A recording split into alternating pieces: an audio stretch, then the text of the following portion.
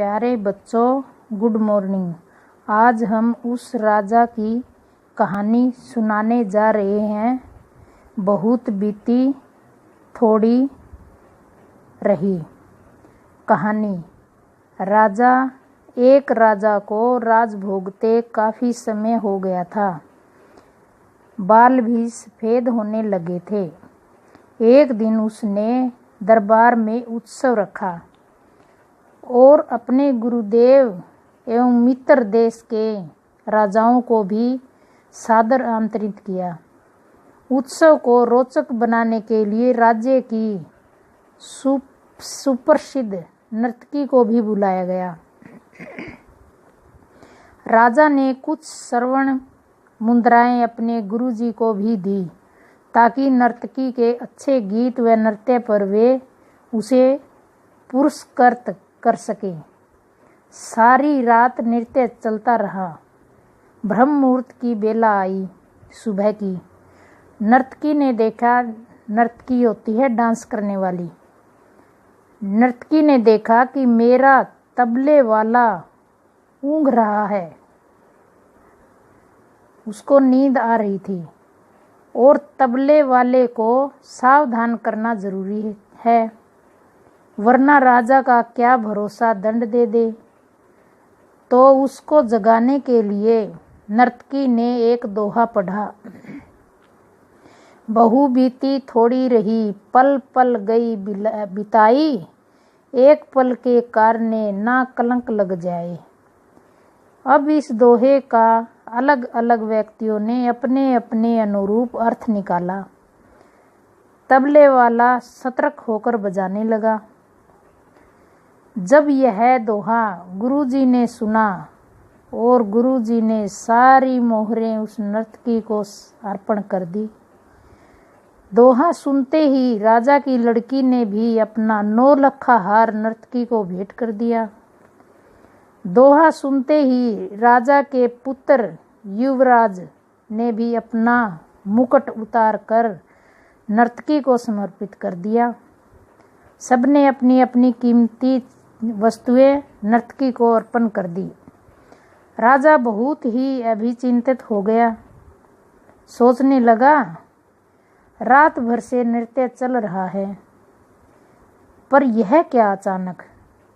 एक दोहे में सब अपनी मूल्यवान वस्तु बहुत ही खुश होकर नर्तकी को समर्पित कर रहे हैं।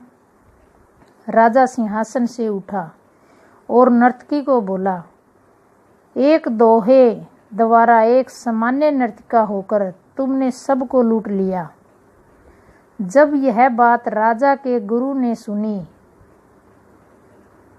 तो गुरु के नेत्रों में आंसू आ गए और गुरुजी कहने लगे, राजा इसको नीच नर्तकी मत कह, ये अब मेरी गुरु बन गई है, क्योंकि इसने दोहे से मेरी आंखें खोल दी हैं।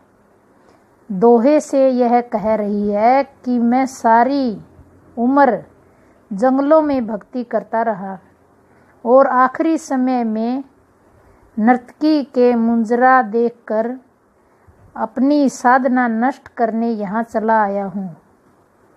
भाई मैं तो चला। यह कहकर गुरुजी तो अपना कमंडल उठाकर जंगल की ओर चल पड़े। राजा की लड़की ने कहा, पिताजी मैं जवान हो गई हूँ, आप आंखें बंद किए बैठे हैं। मेरी शादी नहीं कर रहे थे और आज रात मैंने आपके महावत के साथ भागकर अपना जीवन बर्बाद कर लेना था, लेकिन इस नर्तकी के दोहे ने मुझे सुमति दी है कि जल्दबाजी मत कर, कभी तो तेरी शादी होगी ही। क्यों अपने पिता को कलंकित करने पर तुली है। युवराज ने कहा, पिताजी आप वृद्ध हो चले हैं, फिर भी मुझे राज नहीं दे रहे थे। मैंने आज रात ही आपके सिपाहियों से मिलकर आपका कत्ल करवा देना था, लेकिन इस नर्तकी के दोहे ने समझाया कि पगले आज नहीं तो कल आखिरी राज तो तुम्हें ही मिलना है। क्यों अपने पिता के खून का कलंक अपने सिर पर लेता है? धैर्य रख। जब ये सब बातें राजा ने सुनी तो राजा को भी आत्मज्ञान हो गया। राजा के मन में वैराग्य आ गया। राजा ने तुरंत फैसला ले लिया, क्यों न मैं भी अभी युवराज का राज तिलक कर दूं। फिर क्या था, उसी समय राजा ने युवराज को राज तिलक किया और अपनी पुत्री को कहा, पुत्री, दरबार में एक से एक राजकुमार आए हुए हैं।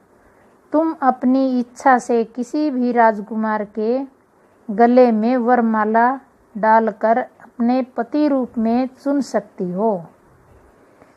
राजकुमारी ने ऐसा ही किया और राजा सब त्याग कर जंगल में गुरु की शरण में चला गया। यह सब देखकर नर्तकी ने सोचा, मेरे एक दोहे से इतने लोग सुधर गए, लेकिन मैं क्यों नहीं सुधर पाई। उसी समय नर्तकी में भी वैराग्य आ गया। उसने उसी समय निर्णय लिया कि आज से मैं अपना बुरा नृत्य बंद करती हूँ और कहा कि हे प्रभु, मेरे पापों से मुझे क्षमा करना। बस आज से ही मैं सिर्फ तेरे नाम का सुमिरन करूँगी। Same employment on lockdown. बहुत बीती थोड़ी रही, पल पल गई बिताई, एक पल के कारणे ना कलंक लग जाए। By breaking this lockdown only for few moments will by devastating for us, so please stay at home, stay safe, stay positive, stay strong and make India proud. अगर वीडियो अच्छी लगी तो सब्सक्राइब करना ना भूलें। Thank you.